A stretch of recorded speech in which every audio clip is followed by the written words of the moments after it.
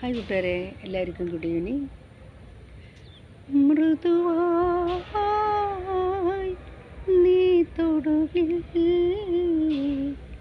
ഇന്നാത്മം സൗഖ്യം നേടും.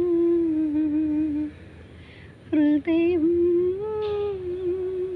ഇനിയെന്നും നിവാസഗേഹമാകും.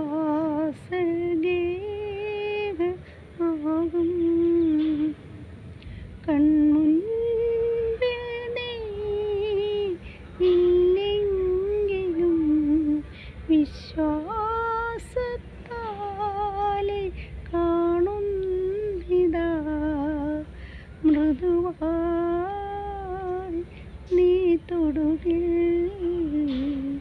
ഇന്നാത്മം സൗഖ്യം നേടും. ഹൃദയം നീയെന്നും നിൻവാസഗേഹമാകും.